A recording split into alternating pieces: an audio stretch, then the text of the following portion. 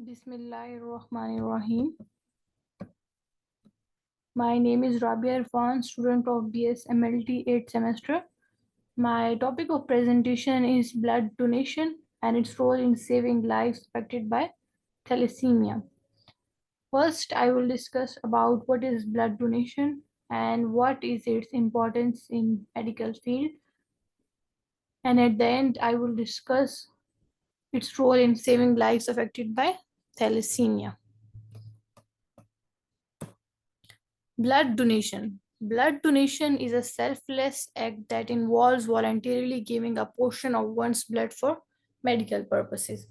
Blood donation जो है ये एक सेल्फलेस एक्ट है. इट मीन्स कि वो काम जो हम दूसरों की भलाई के लिए करते हैं without anything expecting from them in return. मतलब हम अपने मफाद के बारे में नहीं सोचते, हम लोगों की भलाई के लिए ब्लड डोनेट करते हैं. This noble practice is a cornerstone of healthcare as donated blood plays a vital role in saving lives.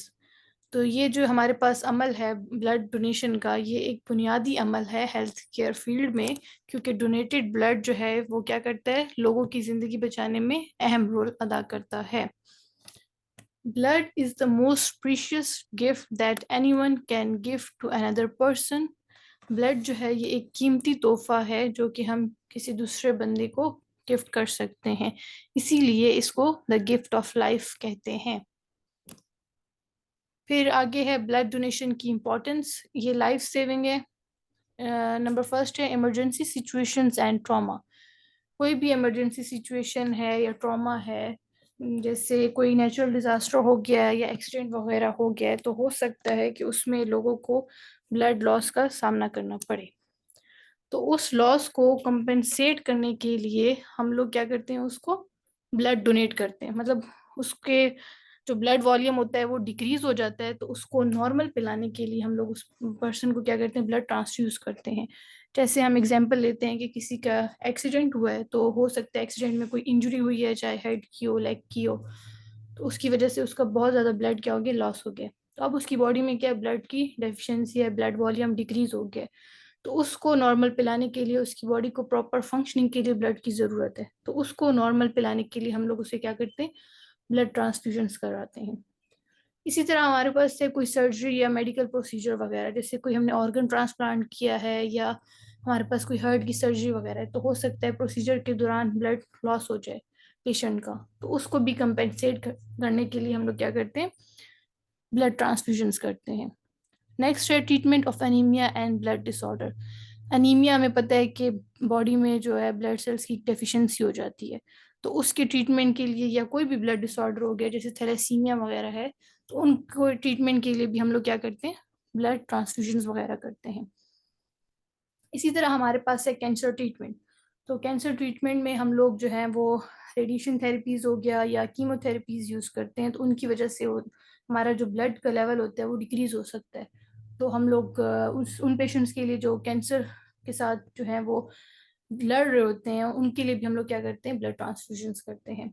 इसी तरह हमारे पास जो क्रोनिक एंड जेनेटिक इलनेस है, मतलब कोई जो बाय बर्थ में डिजीज वगैरह है, जेनेटिक इलनेस जैसे सिकल सेल डिजीज हो गई या थैलेसीमिया ही हो गया, तो उनके लिए भी हम लोग क्या करते हैं, ब्लड ट्रांसफ्यूजन वगैरह करते हैं, उनको एक अच्छी जिंदगी देने के लिए, बेहतर जिंदगी देने के लिए. फिर हमारे पास हैं कुछ बेनिफिट्स फॉर डोनर्स के लिए, कि डोनर्स के लिए भी कोई फायदे होते हैं. जैसे कि है नंबर वन, हेल्थ स्क्रीनिंग. जब भी हमारे पास कोई डोनर आता है कि मैं ब्लड डोनेट करना चाहता हूँ, तो पहले हम लोग देखते हैं कि क्या वो फिजिकली फिट है, उसमें कोई डिजीज वगैरह तो नहीं है. क्योंकि अगर उसमें कोई डिजीज होगी, तो अगर हम मतलब किसी बंदे को उसका ब्लड डोनेट कर देते हैं, ट्रांसफ्यूज कर देते हैं, तो उसमें क्या होगा, वो बीमारी जो है वो ट्रांसफर हो जाएगी. तो इससे हम लोगों की जिंदगी बचा नहीं रहे, बल्कि लोगों की जिंदगियों को खराब करें, मतलब बीमारियों को फैला रहे हैं. तो इसलिए हमें क्या करना चाहिए कि जब भी कोई पर्सन आए कि मैं ब्लड डोनेट करना चाहता हूँ, तो सबसे पहले हम उसकी स्क्रीनिंग करें. स्क्रीनिंग में हम डिफरेंट टेस्ट करते हैं, जैसे हेपेटाइटिस बी वायरस करते हैं, हेपेटाइटिस सी वायरस करते हैं, ये सारे वायरसेस की टेस्ट वगैरह हम करते हैं. अगर ये टेस्ट हमारे पास कोई भी पॉजिटिव आ जाता है, तो हम उस ब्लड बंदे से कहेंगे कि आप ब्लड डोनेट नहीं कर सकते, क्योंकि आप खुद एक बीमारी में मुब्तला हैं. तो सबसे पहले हमें यही हेल्थ स्क्रीनिंग करेंगे, और उसमें जब सारे टेस्ट जो हैं, जितने भी हमने इन्फेक्शियस डिजीजेस के लिए टेस्ट किए हैं, वो अगर हमारे पास नेगेटिव आएंगे तभी हम उस बंदे से कहेंगे कि हाँ आप ब्लड डोनेट कर सकते हैं। और हम इसमें एचबी भी चेक करेंगे, हेमोग्लोबिन लेवल, अगर वही हमारे पास उस बंदे का कम है तो वो भी ब्लड डोनेट नहीं कर सकता। फिर है हमारे पास नेक्स्ट फ्री ब्लड टेस्टिंग। ठीक है, कोई भी हमारे पास डोनर आता है कि मैं ब्लड डोनेट करना चाहता हूँ, तो हम उसका फ्री में क्या करते हैं, ब्लड ग्रुप चेक करते हैं कि इधर उसका ब्लड ग्रुप ए है, बी है, पॉजिटिव है, नेगेटिव है। क्योंकि अगर हम रॉन्ग ब्लड ट्रांसफ्यूजन्स कर देंगे अब आगे फर्दर फ्यूचर में, तो उससे भी बहुत ज़्यादा कॉम्प्लिकेशंस होती हैं। तो पहले हमें क्या करना है, उस डोनर का ब्लड ग्रुप चेक करना है, ताकि हमें पता हो कि उसका ब्लड ग्रुप क्या है। आगे अगर कोई रेसिपिएंट आता है हमारे पास, तो हम देखेंगे कि इन दोनों का ब्लड आपस में मैच कर रहा है, तभी हम लोग उनको क्या करेंगे, वो वाला ब्लड ट्रांसफ्यूज करवाते हैं। इसी तरह नेक्स्ट है साइकोलॉजिकल बेनिफिट्स। जब हम किसी को अपना ब्लड डोनेट करते हैं, तो हमें एक खुशी सी मिलती है, एक इत्मीनान होता है, एक सुकून होता है कि हाँ मैंने अपने मतलब किसी की भलाई के लिए, किसी की ज़िंदगी बचाने के लिए कोई अमल किया है, ब्लड डोनेट किया है, तो उससे इंसान जो है उसको खुशी मिलती है। नेक्स्ट है reduced risk of cardiovascular diseases. तो जो हमारे पास हार्ट की डिजीज होती हैं, ब्लड डोनेट करने से उसका भी रिस्क क्या हो जाता है, कम हो जाता है। Improve blood circulation. हम जब वो ब्लड सर्कुलेट करते हैं, डोनेट करते हैं, तो उससे हमारा क्या होता है, जो अपना ब्लड सर्कुलेशन का सिस्टम होता है वो इम्प्रूव हो जाता है। क्यों? क्योंकि हमने ब्लड किसी को डोनेट किया है, तो फिर हमारा जो अपना ब्लड है वो क्या हो जाता है, दोबारा से जब मतलब हमारा ब्लड बन जाता है, तो उसमें जो ब्लड सर्कुलेशन हो जाती है वो क्या होगी, इम्प्रूव हो जाती है। तो ये सारे वो बेनिफिट्स हैं जो कि डोनर को इटसेल्फ मिलते हैं। फिर है one blood donation can save 3 life. कि हम लोग जब डोनर आते हैं, हम उससे एक पेंट यानी एक बैग ऑफ ब्लड तो ले लेते हैं, लेकिन फिर हम उसको क्या करते हैं, ब्लड बैंक्स वगैरह में उसकी हम लोग सेपरेशन करते हैं। रेड सेल्स अलग कर देते हैं, प्लेटिलेट्स अलग कर देते हैं, प्लाज्मा वगैरह अलग कर देते हैं। तो इससे हमारे पास क्या होता है कि 3 डिफरेंट समझे बैग टाइप्स बन जाते हैं। तो अब फ्यूचर में कोई पेशेंट आते हैं हमारे पास जिसको सिर्फ रेड सेल्स की डेफिशिएंसी है, बाकी नॉर्मल है, तो हम उससे वो वाला पार्ट जो है ब्लड का डोनेट कर देंगे, वो कंपोनेंट डोनेट कर देंगे जिसमें क्या हो, रेड सेल्स हो। इसी तरह कोई आता है पेशेंट हमारे पास जिसको प्लेटलेट्स की डेफिशिएंसी है, तो हम उसको सिर्फ प्लेटलेट्स डोनेट करेंगे। इसी तरह प्लाज्मा वाला की जिसको डेफिशिएंसी है, तो उसको हम सिर्फ प्लाज्मा डोनेट करेंगे। तो इससे एक पिंट ऑफ ब्लड से हम 3 लोगों की जिंदगी को क्या कर सकते हैं, बचा सकते हैं। फिर है हमारे पास thalassaemia. Thalassaemia is inherited as an autosomal recessive disease. Thalassaemia जो है, इनहेरिटेड मीन्स कि ये हमारे पास बाय बर्थ है, मतलब फैमिली टू फैमिली रन करती है। ऑटोसोमल मीन्स कि इसमें जो हमारे पास क्रोमोसोम इन्वॉल्व है वो ऑटोसोम्स है, मतलब 1 से लेके जो 22 तक क्रोमोसोम्स है वो हमारे ऑटोसोम्स होते हैं, तो वो इसमें इन्वॉल्व है। रिसेसिव डिजीज मतलब जनरेशन स्किपिंग होती है इसमें, कि हमारे पास जैसे हमारे ग्रैंड फादर मदर हैं, उनको ये डिजीज है, तो उससे हो सकता है कि हमारे मदर फादर में ना हो। ठीक है, लेकिन जो हमारी जनरेशन नेक्स्ट जनरेशन होती है, ऑफस्प्रिंग उनके, उनमें ये डिजीज हो सकती है, तो मतलब इसमें एक जनरेशन स्किप हो सकती है। Thalassemia is inherited when both parents carry defective genes. तो हमारे पास जो मदर और फादर होगा, उनके दोनों के अंदर ये डिफेक्टिव जीन होगा, मतलब वो दोनों कैरियर होंगे, तभी हमारे पास 25% चांसेस होते हैं कि जो थैलेसीमिया अफेक्टेड ऑफस्प्रिंग्स के, 50% चांसेस होते हैं थैलेसीमिया कैरियर के, और 25% चांसेस होते हैं थैलेसीमिया अनअफेक्टेड के। फिर है हमारे पास thalassaemia. Thalassaemia genetic blood disorder है।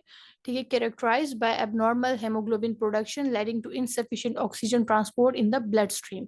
कि ये हमारे पास क्या होता है थैलेसीमिया में, कि हेमोग्लोबिन की प्रोडक्शन नहीं होती, बहुत कम, या कह दें कि नहीं होती हमारे पास, जिसकी वजह से ऑक्सीजन का जो ट्रांसपोर्ट है ब्लड स्ट्रीम में वो इनसफिशिएंट हो जाता है।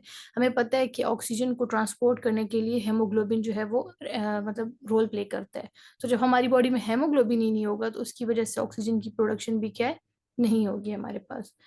Haemoglobin deficiency. Individuals with thalassaemia produce less haemoglobin. तो जो हमारे पास थैलेसीमिक पेशेंट्स होते हैं, उनके जो हेमोग्लोबिन लेवल होता है वो क्या होता है, लेस होता है।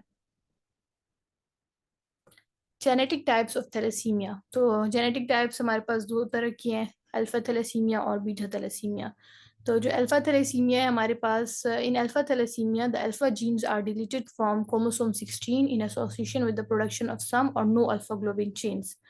तो इसमें हमारे पास क्या होता है, जो ऑटोसोम मतलब क्रोमोसोम 16 पर जो जीन्स थे, अल्फा जीन्स, वो डिलीट हो चुके हैं। जब वो ही डिलीट हो चुके हैं तो उसकी वजह से हमारे पास क्या होंगे, ग्लोबिन चेन्स की प्रोडक्शन या बहुत कम होगी या नहीं होगी।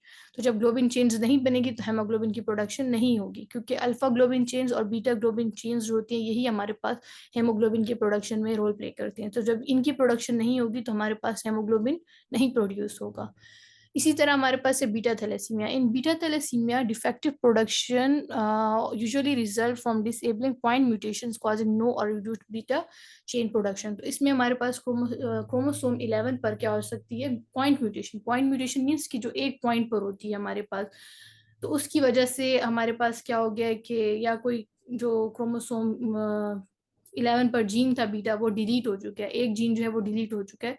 तो उसकी वजह से भी हमारे पास क्या हो सकता है, बीटा चेन्स की प्रोडक्शन नहीं होगी, और बीटा चेन्स की प्रोडक्शन नहीं होगी तो हमारे पास हेमोग्लोबिन की प्रोडक्शन नहीं होगी। फिर हमारे पास थैलेसीमिया का जो ट्रीटमेंट है वो है ब्लड ट्रांसफ्यूजन। तो ब्लड ट्रांसफ्यूजन जो है सस्टेनिंग हेमोग्लोबिन लेवल, कि हमें पता है कि थैलेसेमिक पेशेंट्स में हेमोग्लोबिन लेवल क्या होता है, लो हो जाता है। तो उसको नॉर्मल पे लाने के लिए भी हम उसको क्या करते हैं, ब्लड ट्रांसफ्यूजन करवाते हैं। नेक्स्ट है प्रिवेंटिंग एनीमिया एंड कॉम्प्लिकेशंस, कि अब एक बंदा है उसको थैलेसीमिया है, तो उसको बाकी कॉम्प्लिकेशन से या एनीमिया से प्रिवेंट करने के लिए भी हम लोग क्या करते हैं, ब्लड ट्रांसफ्यूजन करते हैं। और मेंटेनिंग क्वालिटी ऑफ लाइफ, उसकी लाइफ की क्वालिटी को मेंटेन करने के लिए भी हम लोग क्या करते हैं, blood transfusion. Supporting overall health, तो हम उसकी जो ओवरऑल हेल्थ है उसको भी क्या कर रहे होते हैं, सपोर्ट कर रहे होते हैं, मतलब उसको एक जिंदगी प्रोवाइड कर रहे होते हैं, क्योंकि उसका हेमोग्लोबिन लेवल बहुत ज़्यादा कम होता है और ऑक्सीजन ट्रांसपोर्ट भी फिर नहीं होती। तो इससे फर्दर कॉम्प्लिकेशंस होती हैं अगर हम उसको ब्लड ट्रांसफ्यूज नहीं करेंगे।